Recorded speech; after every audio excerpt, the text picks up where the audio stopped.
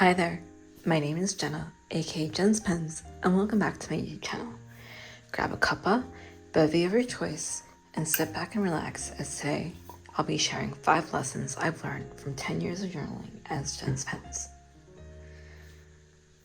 January 5th, 2016 marked my first post on Instagram, and February 14th marked my first blog post on Cellular. Now, it's almost 10 years later, and I'm still in love with stationery, and still posting about it, despite being a completely different person today. I moved recently, and I found all of my journals that in my arsenal throughout the years. And I found one dating back to 2006. 20 years. I've been journaling on and off throughout the years. From a voice log diary that I had in 2006, to blogging on Tumblr, Wix, Blogspot, Notion, to using my Hobonichi Weeks, to going through a phase of my life using the bullet journal in my large term. Now I'm in my plotter and in my traveler's notebook. Journaling has always been a part of me throughout these years, and I'm excited to share with you some of the lessons I've learned throughout all this. So, let's get into it. I lamented about this in my latest video comparing my 2016 planners and my 2026 ecosystem. Having a perfect spread doesn't matter. It doesn't matter at the end of the day. It doesn't matter if I've had a few months of completely empty spreads or half-baked pages like what I have in my bullet journal. Sometimes in my weeks as well, you'll see that I gave up halfway. Let me show you just where some examples I've had. Yeah, like look, I stopped using it in August in 2017. In my Hobonichi Weeks, I have like almost empty pages as well. It doesn't matter if it's a few months of empty spreads or half-written entries. What matters is how it's captured the feelings, the thoughts, and experiences that matter to me at the time. Joan Didion said it best. Remember what it was like to be me. That is always the point. So, when I look back at an entry about a diary entry that I made 20 years ago about anime that I watched at the time, shout out to Naruto, or looking through my illustrations from my Hobonichi Cousin in 2016, or in my Hobonichi techo in 2017, 2018, it just reminds me of like stuff that I was interested in, how I was thinking, and how some of these interests and things still carry on within me through this day. At the end of the day, I'm still a big fangirl. I'm still quite nerdy. And I've always been a little bit creative.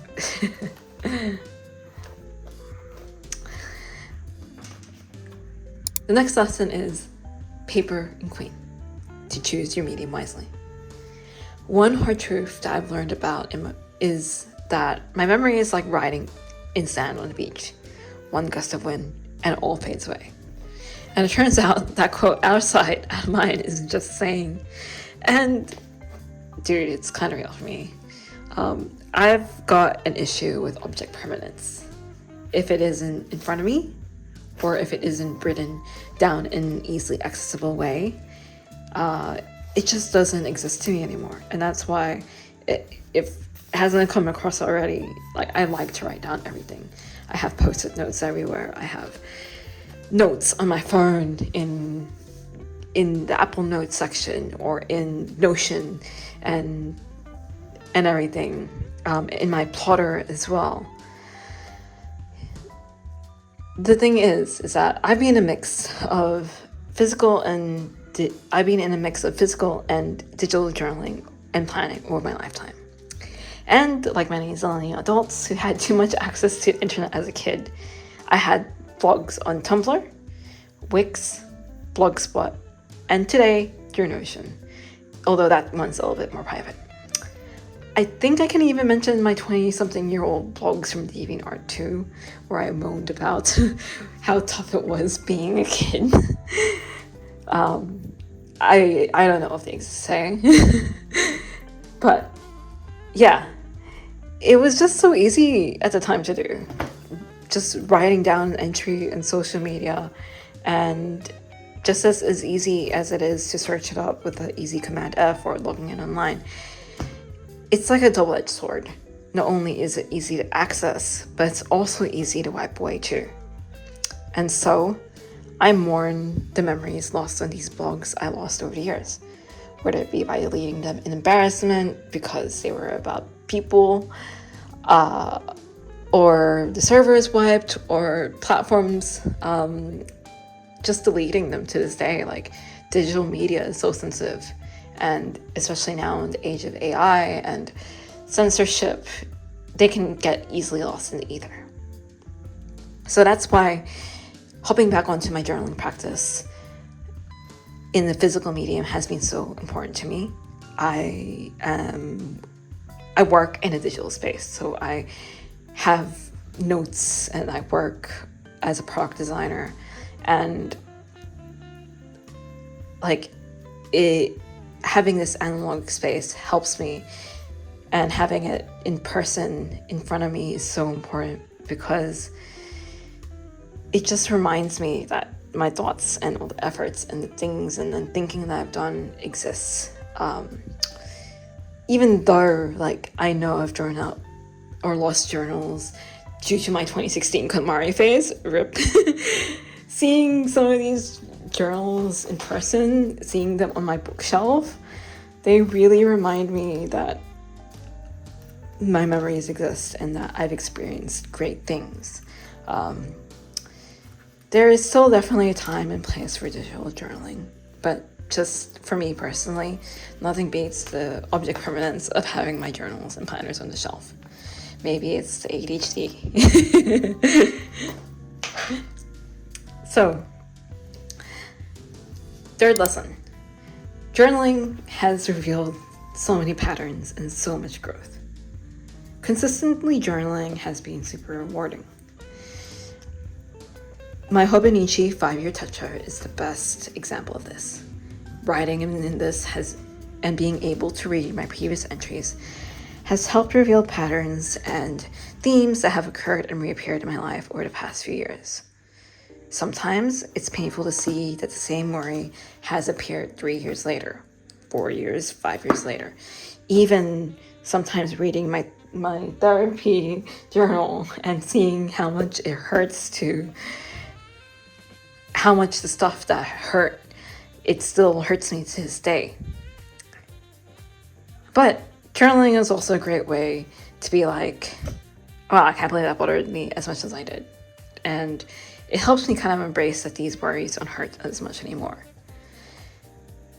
Reading these old journals has reminded me how far I've come. That some of these pains I experienced, I write down in my morning journals, or when I wrote down in confidence when I was sad in my therapy journal, or dear diaries, or even in my 2006 journal here. These feelings of hurt don't hurt as much as they used to because I've grown. The dreams, the ones I wanted all these years ago may have also come true. Like, as much as I've talked about all the pains, sometimes I've written about aspirations, and some of them are in my 2016. So it's a reminder that some of these dreams I have come true. They have come true, and maybe that the ones I haven't written down, that I have written down and haven't gotten to, that they're waiting for me to rediscover them and rekindle a fire in me again. I can see how much I've grown as a person in these, and I can see now how much I've developed. By having everything written down in my journal, it's helped me see how much growth I've mapped out. page by page, year by year. It's really amazing. Now, that being said, I'll admit that for the longest time, journaling has only been a practice about writing down my sad and negative emotions. And I do that in the morning, first thing during morning pages, and sometimes I'll write it down after a good therapy session in my therapy journal. These mediums exist for a reason. However, again, it can also empower me to speak up about it, to process through the sad and unsure feelings I have, and to move on past them. And so that's why journaling and planning about my future and my future aspirations are super important. So the framework I designed in my plotter, for example, I trialed it last year, and it helped me out a lot with who I am, with how I approach goals to this day. And following through with it this year has helped me keep accountable to actually get to my goals and dreams. And so one thing to also know is that there's a really cool science behind it. Have you ever heard of neuroplasticity? My brain, your brain, is also able to rewire itself throughout your entire life. I learned about this through therapy. But Shad Helmenstetter puts it perfectly in their book, The Power of Neuroplasticity. Your brain grows and changes based on feedback. What you tell it changes it. And while it's rewiring itself, your brain then feeds those new programs, those new pictures of yourselves, back to you. It's a feedback loop. What you put in, you get back out in a continuous neural activity feedback loop. So when you write about your goals, work through your struggles, or remind yourself to your progress, you're literally creating neural pathways. You're programming your brain with better thoughts, healthier perspectives, and a stronger belief in yourself. And I see that. I see that when I look through my Hobonichi Weeks from 2022, and I had my goals at the top here, and I wrote down all my goals and aspirations at the beginning of the year. And I practiced that in my 2023 Hobonichi Weeks, where I had all my goals down, and it was like manifesting that it comes true. And even though I don't get to all my goals and aspirations, it just reminds me that I am capable of change and rewriting the narrative of how I see myself. It's been super helpful for me to have it down, because it's just a constant reminder and constant growth of myself. It's a constant reminder that I am growing and that I'm not set in my ways.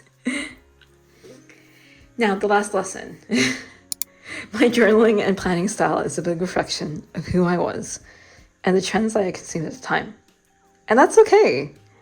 I've been journaling as Jen's Pens on Tumblr, Instagram, and YouTube now for over 10 years. And somewhere along the way, I realized something unsettling. I was censoring myself. I was censoring myself and my true expression for the algorithm.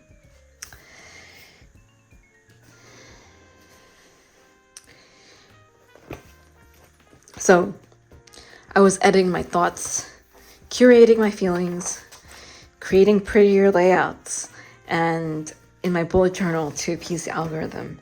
In my Hobonichi Weeks, I was drawing something every single day and pushing myself to create a creative layout every single day, because that's what was popular at the time. Illustrations, and even now junk journaling and scrapbooking, if you might say it. I did it to garner hundreds of likes and follows. But this isn't what journaling and planning is meant to be. It's supposed to be my creative outlet. It's supposed to be a safe space for me to express my feelings and to cherish memories. Some pages like this, or some pages in my morning pages, they're meant to be for me. And I don't have to post every single day. I don't have to post every single layout or every single planner spread that I have. They're meant for me. So I fell back into journaling through the travel journaling back in 2022 to 2023.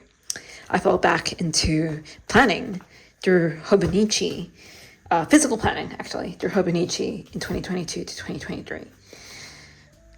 Between my original stint of memory keeping in my Hobonichi Cousin in 2016 and my first stint of planning and journaling about my travels in 2022-2023, I tried many ways to express myself through cozy games like Animal Crossing, video games, bouldering, building expensive mechanical keyboards like this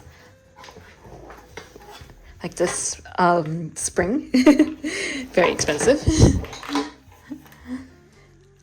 Photography, embroidery, journaling, photography, brand designing, bouldering, embroidery, but nothing fully truly feels at home as much as writing and scrapbooking does. Joan Didion said it best.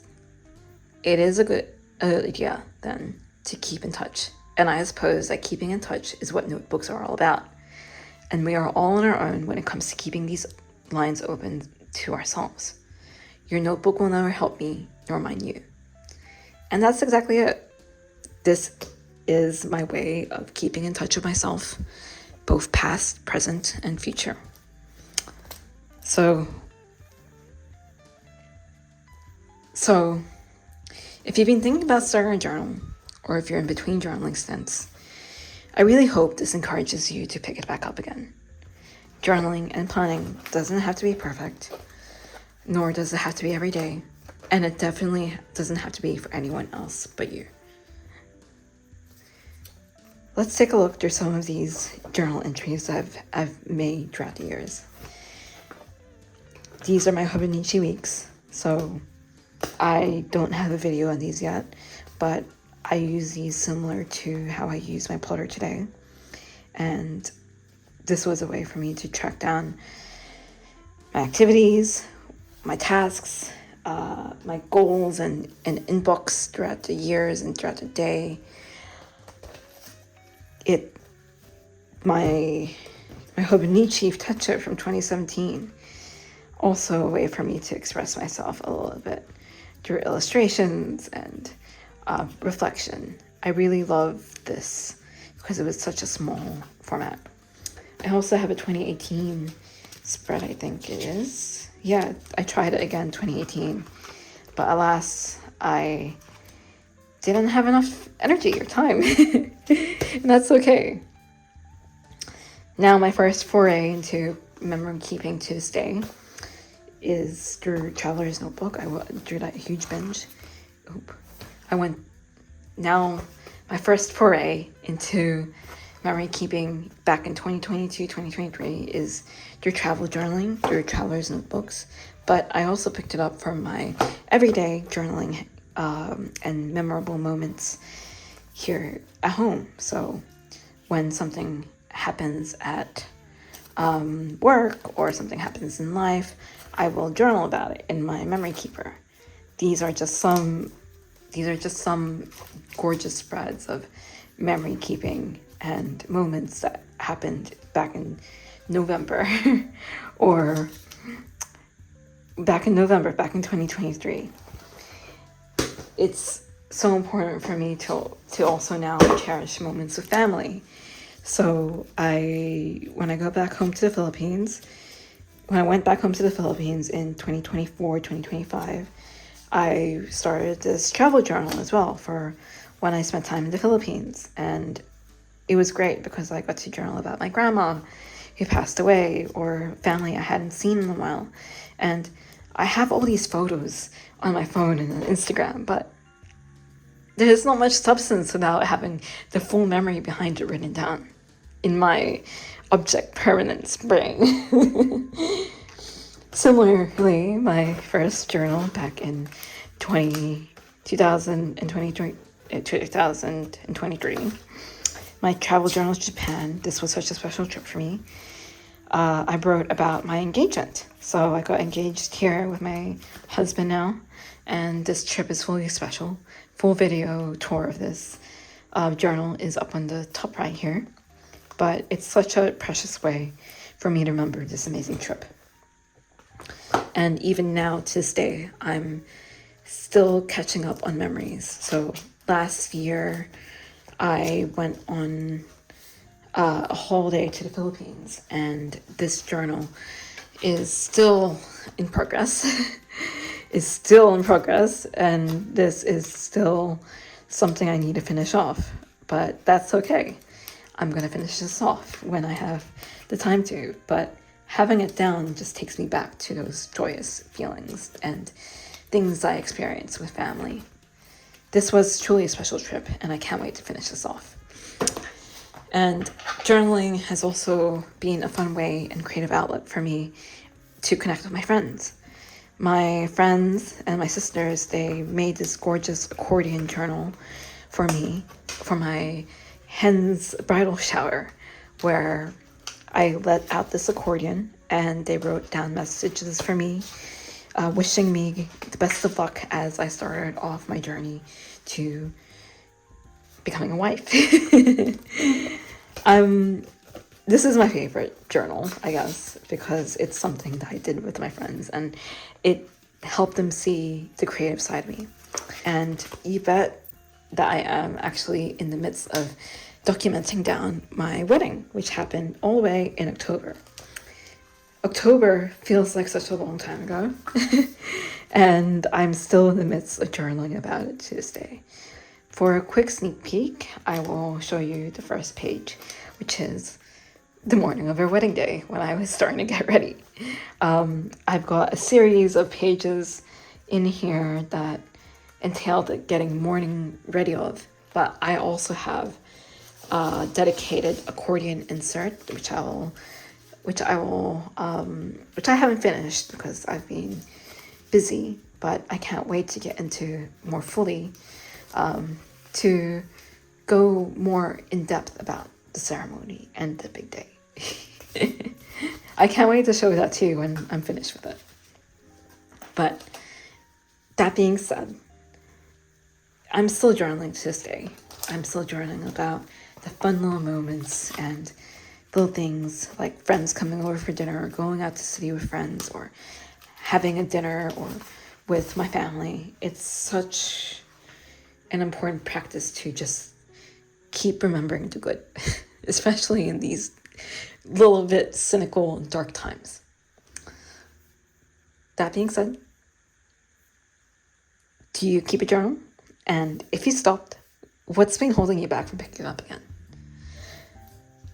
Thanks so much for watching.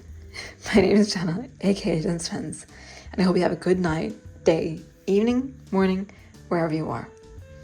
Follow me on IG at Jen's Pens to see more of my day-to-day journaling antics. Take care, and I'll see you in the next video. Bye now.